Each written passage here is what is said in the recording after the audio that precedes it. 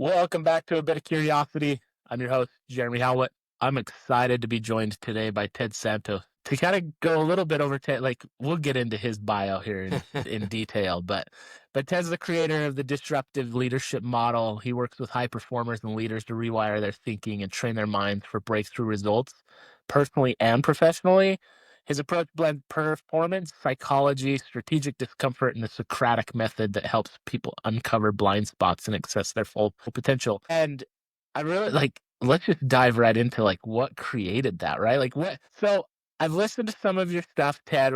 I've looked at who you are, right? But like I'm just let's just unpack all of this, right? So one of the things that just hit me hard was listening to a conversation you had, and you mentioned that when you were 9 years old, you started studying human behavior.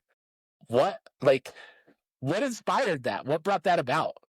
So first, I want to say thank you for inviting me to be a guest on your show. You've had some really exciting and well-rounded conversations with your guests, so I was definitely looking forward to this. And you definitely want to dive right in. 9 years old, so I did. I did. I was reading everything that I could about human behavior, dating. There were a few things that would have motivated me, and I'd say the first one and me really wanting to understand human behavior started when I was 6 years old. I saw my mother run with 2 broken legs, and I assumed she didn't know they were broken. There was a car accident about 100 meters from home. My father was home, so she just ran home, got my father, and he and his cousin came and took myself, and I had 2 younger siblings, took us out, took us to the hospital. And at the hospital, that's where I learned that she had 2 broken legs and a broken arm, and I'm 6. Well, yeah, I was it was January 1st, so she taken us to New Year's Eve to her mother, so she's coming home, like, in the wee hours of the morning, and my birthday's January 5th, so I was an old 6-year-old. I was days from being 7. So, here I am at 6, about 7 years old, and I'm thinking, "My mother ran with 2 broken legs." That says something about human beings, and we haven't discovered it, in my 6 years on the planet at that time, I had never heard anyone talking about how do you intentionally run with broken legs? Like, what is this thing that we can pull out? So I was after that. So that would have been part of my motivation for wanting to understand human behavior. Like, if I could understand human behavior better, then I could maybe understand how to pull this thing out of me to be able to run with broken legs intentionally. And then there was this other aspect that influenced me. I'd hear my aunt's boyfriends or other men say, "Women should come with instructions." So I said, maybe I can write the instruction manual. So I was studying human behavior, but I was also really enamored with this whole dating and mating and, you know, human sexuality. So I was looking at that. So I would read stuff, and then my aunts had friends. I would interview their friends to confirm my writing. So I was like this kind of nerdy. I'd read stuff, and then I'd be asking adult women questions, and they'd be, "Oh, he's so cute. Did you hear the question he asked me?" But I wanted to confirm my findings. So yeah, so I was very much interested. At So what 11, were some of the books you yeah, sorry. 9 years old was a long time for me. Sure, but there So the wasn't I can't imagine there was a lot of resources at the time though. Well, one of the things that really did interest me would be like a psychiatrist at doing Q&A in magazines, and people would ask real questions. So I would hear real questions from real women, and then I'd hear, a professional response. And there was one magazine, maybe my mother saw that, like, as soon as we got the magazine, you could see that I had sort of pressed the pages out so I could read it. And my mother gave me this huge oversized book. I mean, like, it was huge, about human sexuality. And so I read that book also. So anything that I could get, and as I would get older, by the time I went to college and I was a marketing major, so we had to mandatory to take a psychology class. I had read so much stuff that I didn't realize how far advanced I was compared to my peers. because from Yeah, 9 until 18, that's a lot of hours, and what Malcolm Gladwell said, if you, study or practice anything for 10,000 hours, and I don't know if I had 10,000 hours of between study and interviewing people, but I had quite a few hours, so I had a pretty good understanding of people by that time. sure. So you were gonna share a story when you were 11. I cut you off. Oh, I don't know sorry. if you Yeah, wanted to just hit on that, but at 11, I started, exercising. So when I was born, my father already had weights in the house, so he had like a cannonball for muscles. So physical fitness was part of my life. So at 11, I started the push-ups, sit-ups. I wanted to be cut. And and in sports, I'm 5'6" and fully fit, like in great shape. I'm 143 pounds. And I was dunking basketballs, and I was the starting defensive nose guard, and I didn't just start. I mean, there were guys that I would put out, we're not talking small guys, 6'1", 235, 6'4", 225, and I sent these guys out on a stretcher because I had built my body, but there was this running with broken legs that I trained. It was like I was trying to pull this thing out of me so that no matter what sport I did, I had record. I broke the school record for solo tackles as a defensive nose guard. I broke records for long jump. So there was just a mindset that I developed, but I could have never told you that's what was happening. I couldn't have told you that I had received a great education from watching my mother run with broken legs. And then at 21, losing both parents, what I learned about leadership. Life just handed me stuff. You could say they were lemons, and I didn't know that I was making lemonade. so at what point did you have kind of this realization of like, okay, I've been seeing this my whole life. I've been experiencing these moments, and that's now like this is how I'm seeing it. This is why I'm able to do these other things because of these harder moments or watching people do kind of the unfathomable. Good question. There was, so at 21, losing both parents and the oldest of four children, you take over the family. I looked at my life and said, my whole life prepared me for this moment. Everything that has happened has set me up to be in a position to take over the family and do it well.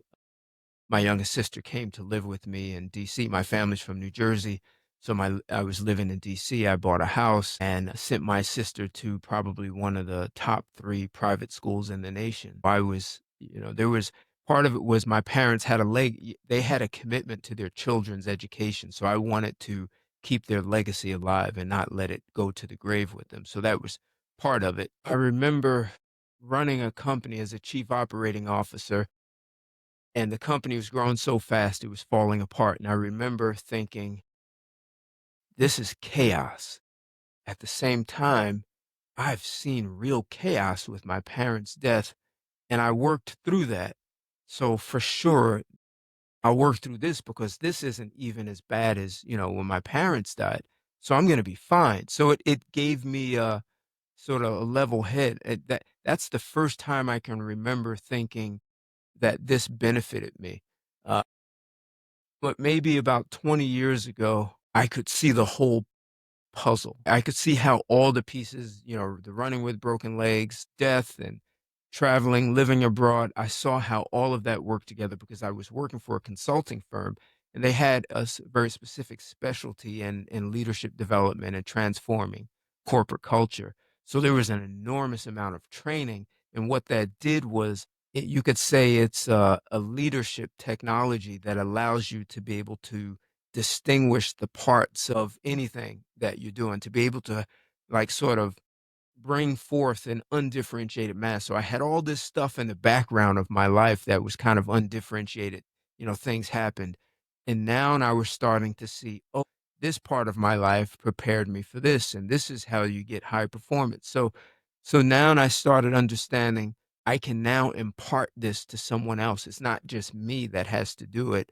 I can actually give it to someone else. And so that would have been about 22 years ago where I really saw in detail how all this fit together. So yeah, and you bring up chaos, right? Like you've been able to kind of resolve through chaos in your own life, and then in business you saw, okay, this isn't even as chaotic as Right. what I've had to deal with personally. So this is a walk in the park for me, right? Like, Right. but how can we use how can we use chaos to our advantage? And what if like you talk a lot about in other conversations and things that like this disruptive leadership model really kind of derives off of this idea of creating problems to get ourselves out of the problem solving mode to some degree, right? Like, Well and said. so how do we use chaos to our advantage, one, and then two, like what if we don't feel like we're in chaos? Do we manufacture it, or like what does that look like? But those are two really good questions. So there's a mindset of, like I said, the company, if you saw it, it was growing so fast, it was falling apart. They were starting to lose some clients because we were growing too fast. So when I took I think over, every small company in growth has dealt with that, right? Like I've started companies, and one of them's gone on to be very successful, and I like, yeah, as you grow, you hit these certain thresholds, right? And you it becomes chaos. You either got to figure out, okay, what are we solving for through this, or it just falls apart, right? Like, so yeah, absolutely. I think anybody that's raised a family can probably relate to that too, right? Like raising your own children, there becomes those moments of like, I'm not sure how to do this. well, I think maybe this is what I saw. This is the pattern I saw when this company started growing too fast. The president of the company became too involved with operations. So this is his baby. He doesn't want to see it fall apart. So he gets involved in making tough decisions.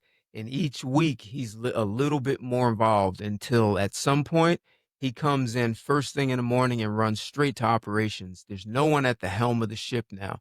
He's just an employee leading the operations team. And when he hired me, I was hired as a salesman. And every week he had sales meetings. So I kept making suggestions. If you kind of put this person over here and restructure and do this.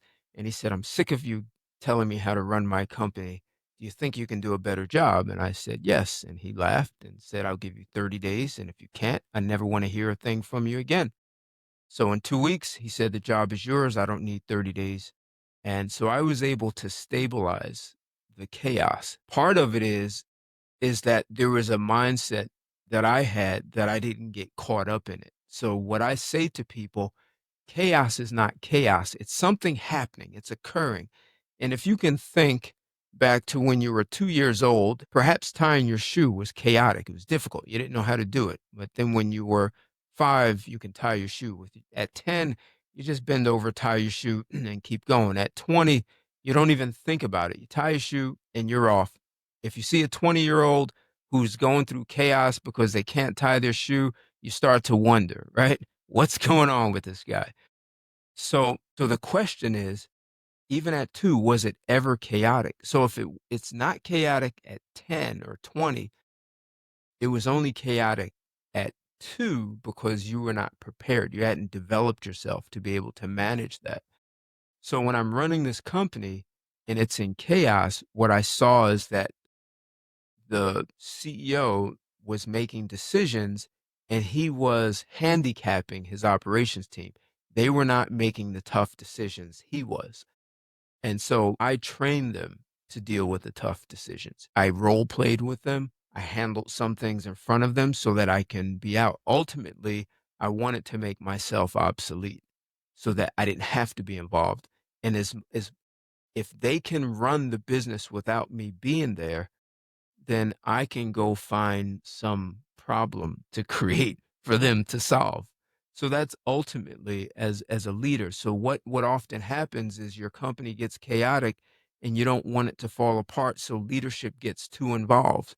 And now you're handicapping your team. And what you're going to have to do is fire them because the company will outgrow them. And you'll have to get a whole nother team of direct reports. And I've seen that happen with very smart people, but people who are really good will know how to coach their people up so that their people can manage it and they can stay at the helm of the ship and move the organization to its next level. So part of what I'm saying is that chaos is not chaos. It's something happening, but it's your interpretation of what's happening that has it be chaotic. No, I love the visual, right, of a 2-year-old tying their shoe, right, or your 18-month old trying to take their first steps, right? Like those things, or trying to learn a new language, right? Like it's chaos. Right. Right. And but once we figure it out, like I have a son that's living in the Philippines right now. He's a volunteer missionary over there, and he'll spend 2 years. He's been out almost a year, and he's had to learn 3 new languages while he's been there. What Tagalog is one, right? Tagalog, Yep, Tagalog, right? Cebuano, and then kind of a hybrid dialect called Waray. Wow. Wow. And so over the last 10 months, he's had to try to figure out 3 different languages, right? Like moving into different areas. But at first, right, like watching him over those first couple of months, it was chaos, right? Like he was alone on an island. He lived with another another missionary that was with him, but that missionary was native to the Philippines, so he knew the language very well. Right, right. My son's an white American, right? Like and and so that chaos was a lot. But now it's like he'll go into another area and have to revert to a different language, right? Like whichever of the three, right? And it's Exactly. just kind of here we go, right? Like this Right. is like we got this because he's figured out how to deal with and handle that chaos. There's two things that you pointed out in that story that I think are powerful, and I think that we all can look at individually, both as leaders, as parents, as individuals, as members of this greater community. But one is the ego, right? So this leader, right, the president of the company, let down his ego a little bit. Like, there's not a lot of times where it's like, okay, I'm gonna hand you the reins. You think you can do it better, right? Like a lot of times people will say that, but they won't actually back it up, right? They won't say, "I'll give you 30 days." They No, won't no, go. this They this was won't go kind of far enough to actually give you the 30 days. this was kind of a joke. He didn't think I was going to handle it. I had no background to support that. I had a sales background. So he laughed and said, "Okay, you have 30 days." I never and so his assumption was after 30 days, after you find out how chaotic this position is, you will shut your mouth and I'll never have to hear another word from. Sure, but he gave you the chance, right? Like that's my point. Oh, Is yeah. even though it's a joke, he said, "Okay, like here you go," right? Like take over, and he allowed you to take over instead of just like I think like yeah, maybe a little bit he was hoping you'd fail so that he could be vindicated or Right. whatever, right? Like Exactly. but still he let you have that chance. And then the Yeah. second part of the ego there was your own. And I loved what you said, and I think we don't see this enough in business. We don't see this enough in life. Like I think I'm going through this point right now. I've 4 kids. One is, as I mentioned, is living in the Philippines. He's my second oldest. He's 19. I've Okay. got a 21-year-old who kind of lives at home. She's here and there, right? But it's this really weird moment of letting go, right? Like it's like okay, they're leaving. I've got two that are still at home, but it's this weird stage. And I loved what you said is that I want to get to the point where I become obsolete in the sense that like I've put the wheels in motion, I've put the processes in place, and I've taught the employees, I've brought in the culture, the community, right? Like the feel, everybody knows their role and they can do it. And I don't need to babysit that. And I think like what a powerful thing that all leaders could exemplify, right? Too often we want to hold on to it for ego, right? Like it's like, nope, I am the man, I am the final say, I'm the decision, right? Like it's got to go through the buck stops with me, right? Well, so part of that is I often want to go off and do other things. So there's no reason for me to continuously do the same thing year after year after year. When my parents did die, my sisters were 12 and 16, my brother was 19, and as I said, I was 21. So I needed my 16-year-old sisters to take some things off my plate because I had to go do some things that I didn't know how to do. So to get it off my plate, and perhaps, if I take a step back, maybe my father sort of helped prepare me, but To prepare my sisters, I would ask them to do things and they failed. And instead of telling them how to do it, I would ask questions. That's the Socratic approach that you mentioned earlier. So by me asking them questions, and at that time I didn't know anything about neuroplasticity, but that's actually what was happening. They were growing completely new neural pathways, which gave them new perspectives on how to solve problems, how to think through problems, especially situations that were unfamiliar with them. And that's really ultimately what I do in my work. That's what allows people to create breakthroughs. Breakthroughs happen in this domain of things you didn't know, and we're really not educated to operate in that domain. We like to be experts and say, hey, I'm the best in accounting. I'm the best at project management. I have lots of certainty. But when I put you into a domain of uncertainty, people want to get rid of that project. It's a problem. So with my sisters, I purposely put them in uncertainty and didn't tell them what to do. So when I'm running as the company as an executive, I did the same thing. They come to me with a problem and I ask questions. And eventually, and I mean in a short time, they said, hey, Ted, I have a problem. I know you're already going to ask me this list of questions. I've already thought about them, and here's where I'm stuck. For me, that was progress. And then I just didn't hear from them anymore. They didn't come to me with problems. Every once in a while, they say, hey, Ted, this client wants to speak with management. This is really important. So what I would do is make sure that person was right next to me when I handled the problem over the phone so that they could see how I handled it and do it for themselves. And after that company, I left the country for a little bit. And when I came back, I ran a translations of foreign languages. And I did the same thing there. When they'd say, Ted, this is a big problem, I'd speak in front of that project manager so that they could handle it themselves. I want to go have conversations with customers and find out, what do we really do? What's our real value proposition from your perspective? And what is it that we've never done for you that we could? And oftentimes customers don't even know how to ask for that. So my job is to kind of I like being in that position. So then I can create sort of breakthroughs, new services, new products that we've never done before. And it's difficult to do that if I am there in operations helping people solve problems. My job is not to solve problems, that's your job. And I couldn't have told you that back then. It's like I said, about 20 years ago, as working in this consulting firm, that's where it was like this eureka. It's like, so all these problems, supposed problems, and people have said, wow, you have bad luck. It's like, I don't think so. Things have happened, but I don't know if I had bad luck. My parents died, things happen. But about 20 years ago, it was like, so when there are problems, you can see people do things like my mother running with broken legs. I was in Acapulco, Mexico. I was living there. They had the worst hurricane in their history. Living in New Jersey, I'm right by the Hudson River, and I was there when 9/11 happened. So I'm in New York City and I'm watching how people come together.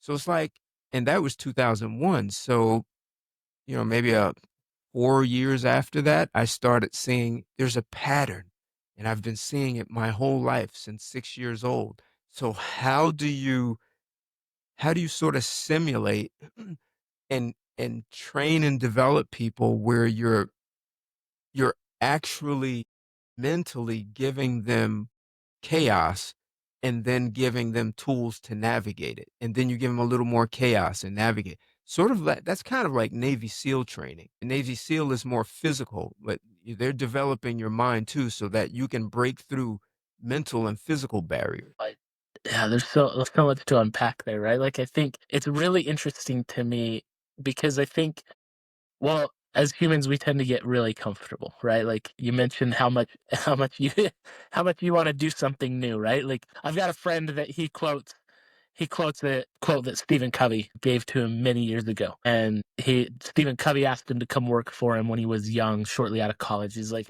"What are you talking about? I don't have any experience. Like, I don't have a lot of experience for this job." He's like, you know what? Most people don't have 20 years of experience. They have 1 year of experience repeated 20 times. Exactly. And, like, you look at like, I don't wanna pick on account I got a lot of friends that are accountants, and maybe a few of them will hear this, right? But with accountants, right, like, especially a tax accountant, okay, you're doing taxes every year. How Right. different are they, right? Like, it's the same. You had 1 year of experience of doing taxes, 20, But they right? changed the law last year. Last year, they changed the law, so I had to learn something. I had to read a whole page of new stuff. Right. But the other thing is, like, and I love this concept of getting out of our comfort zones, getting uncomfortable, right? Like, because when I first when I was first listening to your stuff, right, like reading your bio and going through this, one of my biggest questions really was like, okay, how do we how does creating problems help us get out of the mode of problem solving? And I think like just kind of listening to, right, like it's when we get stuck in this zone of comfortable, I think we're tackling surface level problems, right? And we're just happy and content to like go get lost in our email for 3 hours, right? Like, it's like you know what? I'm checking out for the day because we go reply to email for the next 3 hours. And those all tend to be surface level problems, right? Whereas deeper, more chaotic problems are the ones that really build the solutions. As you bring up the Socratic method, right? Like I am a fan of Plato. I'm a philosophy major. I love Okay. so, but one of the things that kind of stands out to me, and I've actually done a podcast episode by myself on this, is the allegory of the cave. So, if you're familiar with the allegory of the cave, right? So, you've got Yes. a group of individuals that are sitting in a dark cave and they're watching the shadows dance on the wall. And they're content, right? Okay, we don't care what these are. We don't know. We're just sitting here. They don't know anything else. But one of them somehow breaks free of that Right. mode, right? Right. And gets out of the cave, finds that these shadows are not that's not life, right? There's something more. It's brighter.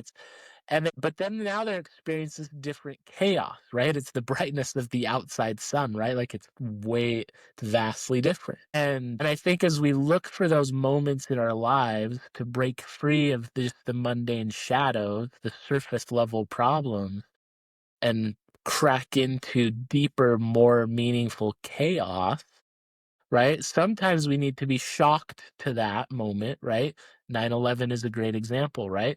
I was in New York City shortly after Hurricane Sandy and going around New Jersey watching people in the line for gasoline, right? Like those issues, those were real world problems that people were facing pumping water out of the streets of downtown Manhattan, right? Like all it just and I wasn't on Staten Island. I know that was a dastardly hit. Like my brother-in-law was a leader of their church congregation out there at the time, and they were sending lots of people over and doing lots of service and cleanup and throughout Staten Island in that area. And just but like watching to your point, right? Watching community come together in those moments of hardship and chaos and challenge are those moments that kind of shock us away from the dancing shadows on the wall. And so we can either be shocked to that or we can go seek those moments out. It sound like and so how can we in our individual lives seek those moments out to break ourselves free of the dancing shadows on the wall and find more chaos in our lives to be able to level up essentially? So you're a philosophy major. That means you either love or hate Martin Heidegger. I didn't study a lot of Heidegger actually, No so kidding. Really? no. So that's one I probably need to go study now. Okay. I'll add that to the list. Being in Time is one of his good books, great books. So Heidegger says something interesting, and people will want to arm wrestle with me forever on what Heidegger says. Heidegger says, technically, there's no such thing as perception. People do not perceive anything. Ultimately, all the most that a person can do is when they encounter a person or a situation, is project what they know onto the person or situation. So you can only see someone through who you are, not through what's occurring. So if we translate that to chaos, the 2-year-old tying the shoe what they project on tying their shoe is that this is chaos, it's difficult. I don't know how to do it. But the 10-year-old, come on, tie my shoe. And like I said, the 20-year Yeah. old who's struggling with that, lots of people will have words for that 20-year-old. You don't know how to tie your shoes yet? You're 20. Come on. So it's not that tying your shoes are difficult. It's not that the thing that's happening is chaotic. It's not that, and this is going to sound crazy, it's not that, and I was here for Hurricane Sandy. It's not that Hurricane Sandy was chaotic. Something happened. Our interpretation, we projected that onto it and says, it's this terrible storm. It's chaotic. It's awful. And that's the conversation that we live with like it's reality. Something happened, and there's a phenomena in nature that occurred. Yes, we saw an occurrence.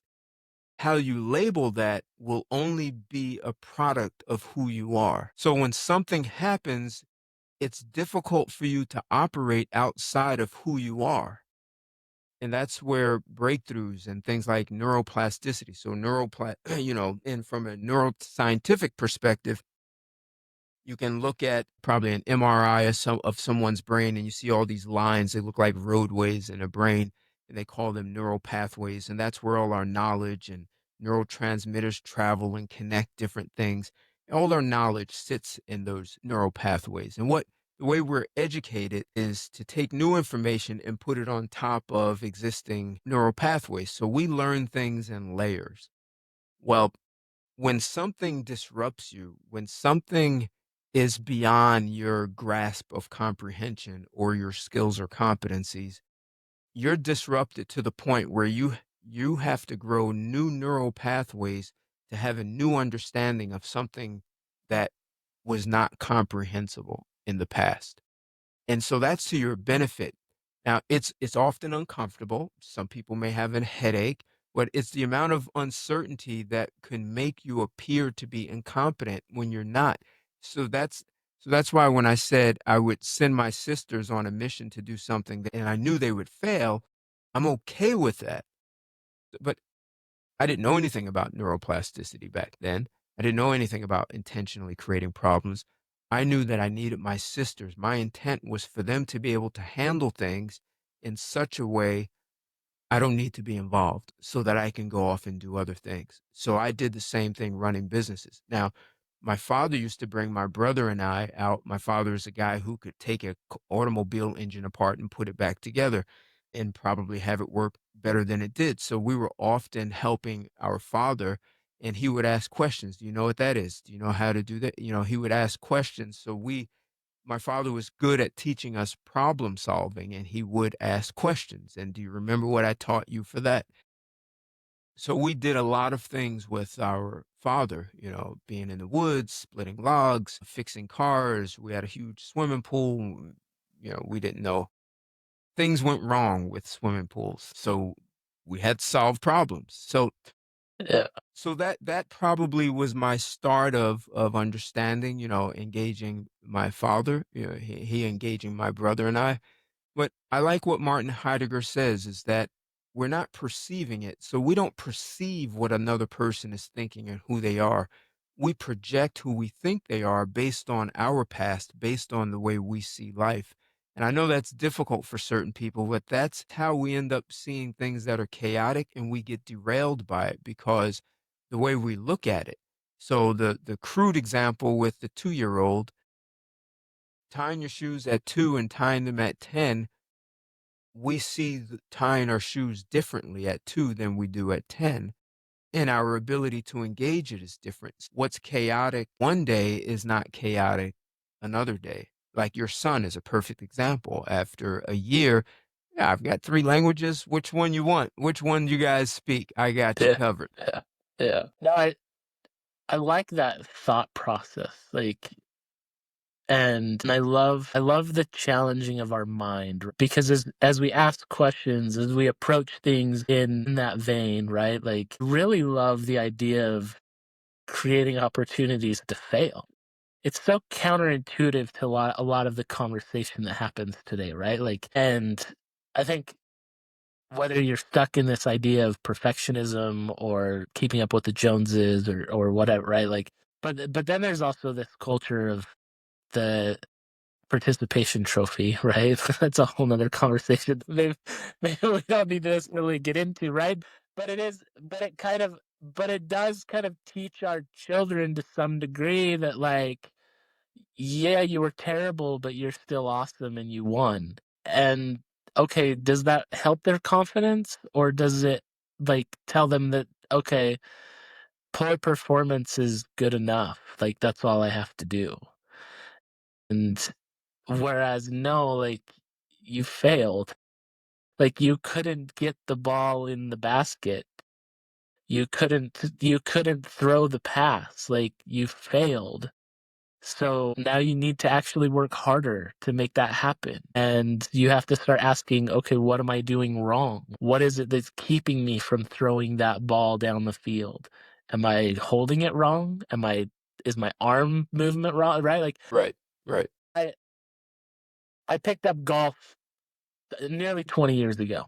Okay. And I had a great teacher. He was my boss. He's like, we're gonna go every Friday. He started teaching. Like, my dad didn't teach me golf. He did. He was a great mentor. And I learned the basics of golf from him. Then I went and I started a company. I left there. I hung up the golf clubs, and I played maybe 3 times in the last 15 years, 16 years. Okay. And then 6 months ago, yeah, 6-ish months ago, I decided I'm going to pick golf up again. So I pulled out the golf clubs, and it was terrible. It's terrible. But the thing that I love about golf is it is constant failure, and Okay. it's constant challenging to like there's no participation trophy. I know that, okay, this is a par 4, right? Right. I got to get the ball in that cup in 4 shots Exactly. to be able to just be on par, right? Right, Like, right, and if I go and approach it and I'm like, okay, I want to be a bogey golfer, like, great, right? Like, there's a lot, like, for an amateur golfer, a bogey golfer, like, that's fine, right? Like, an 18 handicap, yeah, you can go out and have some fun, right? But I still got to get the ball in the cup in 5 shots on that par 4. But if I'm hitting it over here, I'm hitting it over here, and then I'm hitting it short, or I'm hitting it fat, or whatever, right? Like, it's constant failure.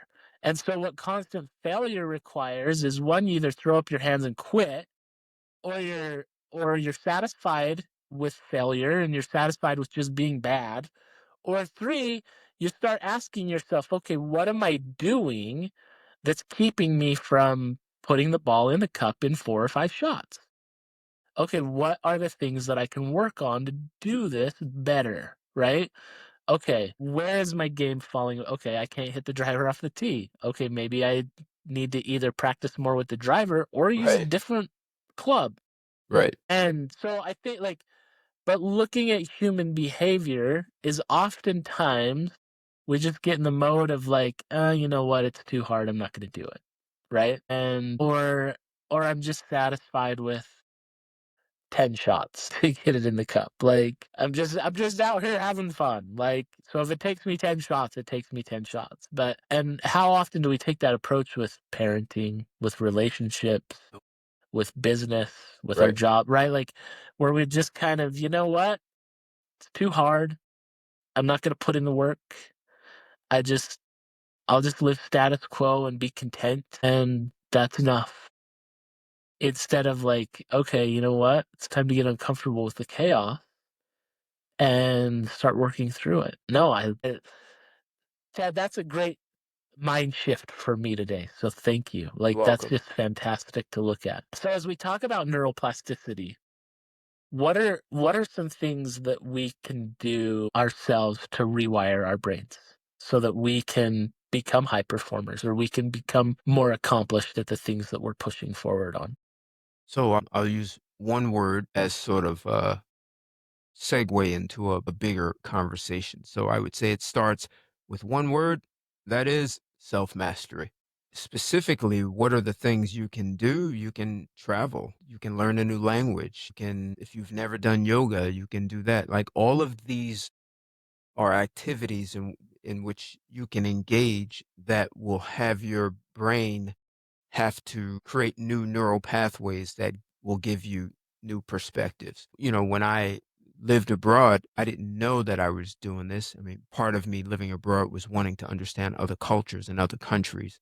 So that was still like a continuation from 9 years old and studying human behavior, just, live on the court. But I went through 8 different countries in 2.5 years, so I could literally wake up and go to a different part of the country where it was very different. So, the simplest way without traveling is that person on your block or in your company who you despise because you don't like the way they think, and you've avoided getting to know that person. You want to experience neuroplasticity? Actually sit down and get to know them as a human being. And instead of just disagreeing, like, having this sort of record playing in your head, like, this is ridiculous. Instead of judging the person over and over, really get to know them. And what you may find is they're more like you than you can imagine. So there's a book I picked up in college called Bowling Alone, Robert Putnam. Okay. Have you read Bowling Alone? No, no. Okay. So the premise of the book is that in America, we are really like, instead of going out to the bowling leagues and having these connections and this regular human interaction, and I think it's Simon Sinek talks about this on his podcast a lot, and then other things is we've taken our front porches to our back patios, and what that does is that tends to isolate us from our communities, right? And then we throw in social media and Google algorithms and all of this, right? And it just accentuates this circle, this cycle of just our own cognitive biases, right? And really just living in our own echo chambers. And so I love the concept of like, okay, let's go out and meet your neighbor that you like. Maybe they're flying a flag in their yard that you don't agree with, right? Or they have a political sign up that Exactly. Exactly. that you don't that you're very opposed to or whatever, right? Like, and that's a great sign to say, okay, maybe I need to go sit down and have a conversation with this person. That's a really hard thing for us to do, especially to get rid of the record player and not go in and just be like, okay, you know what? I'm going to come and try and convert you. I'm just coming in to argue, but come in to truly, sincerely listen and engage in that. You mentioned travel a couple times. We talked a little bit before we got on this podcast about some of your travels. I love to travel, as people that listen to this know. I love to travel. I love exploring new places. I also work as a travel agent Okay. and helping plan travel. And but one of the things that I really enjoy about travel is it gets me outside the box. It gets me out of the norm, right? Right. And so you mentioned like one of the ways to rewire your brain is to travel. So share with us a couple of experiences that you've had in travel and how that's affected your worldview and just kind of opened up new pathways in your brain. Okay.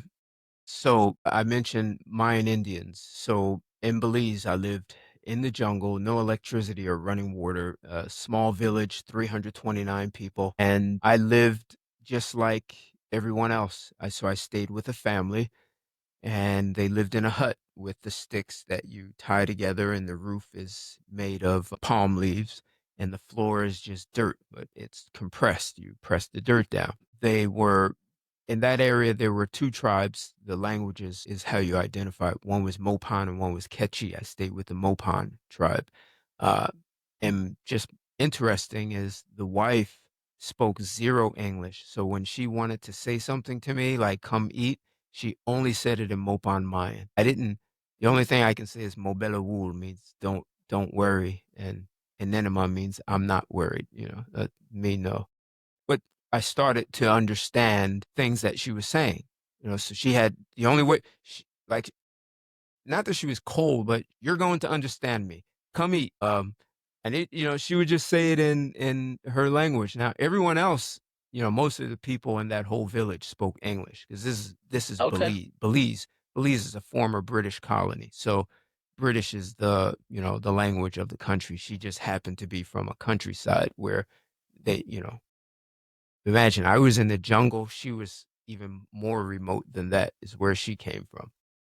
So I worked with the men, This is very much an agricultural society. Like I said, no electricity, no running water, no machines. So you're surrounded by jungle. And literally, this village is an unexcavated ruin site. I mean, you can see the ruins all over in the streams. You see these perfect 90-degree cut boulders, just beautiful. But I worked with the men, and that means you get a machete, you go in the jungle, you chop down the jungle with your machete, you make a hole in the ground with a stick, you drop the corn in or the seeds, and then you come back to harvest it, and the jungle is growing back. You're kind of cutting through jungle just to get one ear of corn. The women woke up a little earlier than us. If let's say if I was up at 5:30, by 6:10, I had done more than most people do in their 9 to 5. We're cutting wood for firewood. There was no such thing as a stove. The women would make a fire, and every day they had to have firewood, which means every day you're looking for wood to make, and you're cutting it. Uh, at lunchtime, the women brought us lunch, and they always knew where we were. I guess the husband said we're going to be in this part of the jungle. They just came out and they brought us lunch, and then they took it back, and we went back to work. So imagine 8 hours chopping down a jungle. That's it. That's it. So that one of the things that was really interesting for me is to watch the family I stayed with, and one of the neighbors bring the father and son. They worked with us to chop down the jungle. So when you don't have machines, a man is like a machine. So every man Yeah. that you could get is valuable. Now, physically, I was stronger than all of them because I lifted weights, but I was the weakest link when it came down to chopping down the jungle. These guys were so smooth and cutting. Watching people work together as a community, that was very much a community. You're not paying your neighbor to help to be out there for 8 hours, several days. We're 150 acres you're cutting down of jungle. Like, this is jungle. This is jungle. Um, Yeah. and you're cutting it down and you're not paying your neighbor, but you have a collaborative relationship. When he needs it, I'll help him. When I need it, he helps me. So that's the kind of environment you're in. So, how do you create a culture of cooperation when money's not your competitive advantage? How do you create that kind of community? That was a big lesson for me to understand. And, a lot of people will say, well, in the US, we have community. Kind of hard to have community when you have divorce and crime at the same time. And I'll share another story with the next village over that had a little over 500 people. They had gotten electricity 30 days before I visited that village, the 500 person. And the young guys, older teenagers, young 20s, with electricity, they now had television. And with television, they saw things they hadn't seen. And one of the things they saw were gangs, the Bloods and the Crips. So these guys wanted to embody and be Bloods and Crips. They were spray painting certain areas. They were bullying women in the village. I mean, they were imitating what they saw on television. And imagine this is happening within 30 days. So the elders called a town hall meeting, and the elders said, hey, the parents of the boys who are bullying, we're not going to point fingers. You know who your sons are and you know what they are doing. Here's how it's going to go. Either you stop your sons or you will find them dead in the jungle. Doesn't matter which one you choose.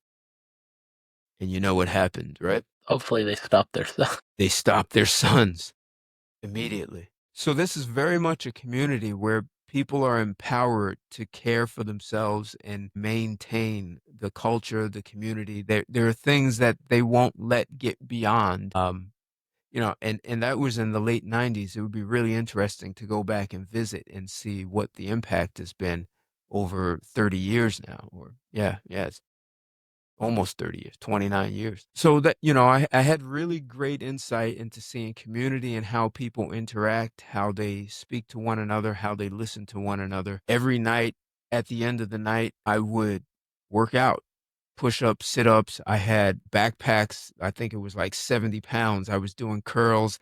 I was doing all kinds of exercises. and the neighbors would come over to watch. I was like the evening entertainment since they didn't have television. I was entertainment, and and the father of the family would say, "You can't believe this guy has been chopping down the jungle all day, and now he's coming back here and he's gonna work out. You can't believe, watch him. You're gonna watch, So, but there were at least two times where, for sure, we worked so hard that he said, "I bet you won't work out tonight." I said, "Yeah, you're right," because I was just exhausted. We worked that hard. Sure. So it was great being part of a community like that and being a valuable contributor. Like my contribution really was valued, and I got the sense, even though I was the weakest link, there were so many things that I was able to do. Like I was carrying two trees because I had that, kind of strength. To be a valuable contributor of a different kind of community was good for So how long were you there? How long did you live with them? maybe 6 weeks. Not Okay. long. I went off to Costa Rica and lived in the jungle with and had, another experience working with someone else, and that was probably about 2 months there. But I lived in different parts of each country for a little while, so I was just sort of visiting, wanting to see different parts of the country, jungle, city, small towns. So what are some practical ways that we can implement into our individual lives to live more communal like that? Obviously, we don't live in an agricultural society for the most part, right? Like most of us go to office jobs or work from home on a computer or whatever, right? Like, but with that, like, how can we be more directly involved in our communities to in solving big problems together communally and creating more of a culture of that type of society. So the simplest way, and it's probably difficult because we take for granted we know how to do it. The simplest way is to listen. We believe what we're doing is listening. So when I mentioned Martin Heidegger and saying he said people don't have perception, it's because what we already know is what we're projecting onto another person. So we attempt to understand people and situations from what we already know. So what would be the simple thing to do it is before you presuppose, oh, I already know this person. Oh, that guy wears bow ties. I know what go by. I know guys who wear bow ties. I know what they're about. Guys who were in the military. I know what they were about.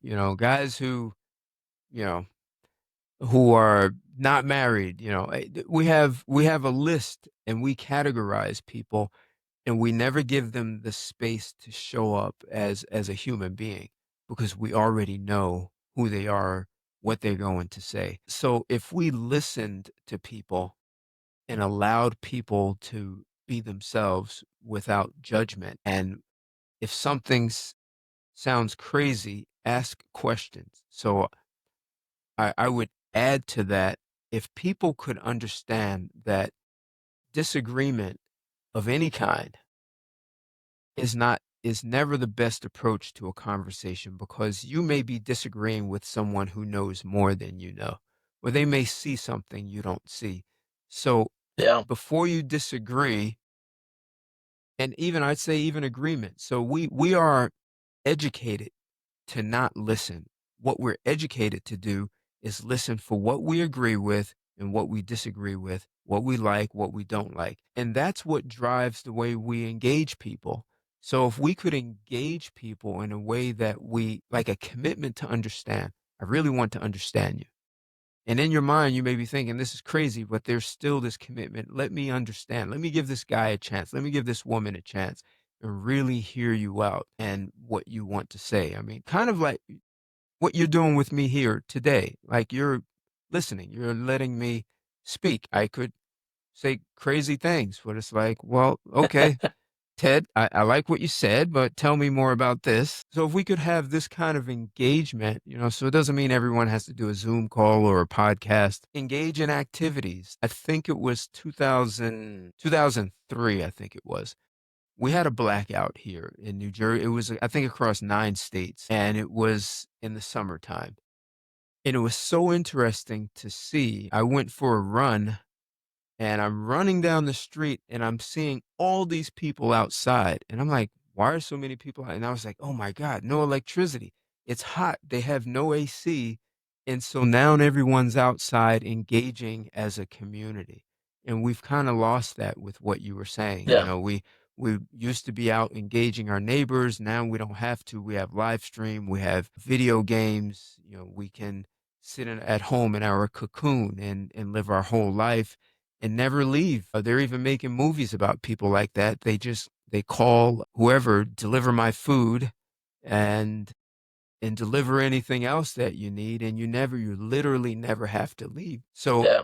if you like to live in an empowered community, some of those old corny bingo nights could be good. There you go. Well, let's start bingo around the country. I'm all for it. Let's go. No, I think like I love the practicality of that because it's so like yes, it requires us to be a little vulnerable, and vulnerability is hard, right? It's scary. It's not hard. It's scary, right? Like, but it's this breaking through our fear, right? Like one of the things that I know you like to talk about is a mindset shift that turns fear into fuel, right? And let's take that fear of vulnerability and turn it into fuel to engage with our neighbors, to engage with our community, to engage with those that think differently than we do and learn from them, right? Like one of the biggest detriments of COVID of 2020 was really it just created more Right. individualism and divisiveness, right? Right. And maybe it's not COVID, maybe it was the election, maybe it was a hybrid of the two, right? Like maybe it's several different things, right? Combination, Like, right. but but regardless, is we need to get outside of our caves, right? Like we need to stop looking at the shadows on the wall and we need to break through and start to see the sunlight, right? And that sunlight can be seen by shared moments with others. And so, Ted, I appreciate your time today. This has been a wonderful conversation. I think hopefully we've all increased our neuroplasticity a little bit better and found some ways that okay, we can rewire our brains. I do want like as we close, I just want like there's three books that I've read over the last few years that I think line up perfectly to help us do this in Okay. very simple ways. One is The Power of Habit by Charles Duhigg. Okay. And then I think a follow-up of that is James Clear's Atomic Habits. And then a new one that just came out recently is Tiny Habits by BJ Fogg.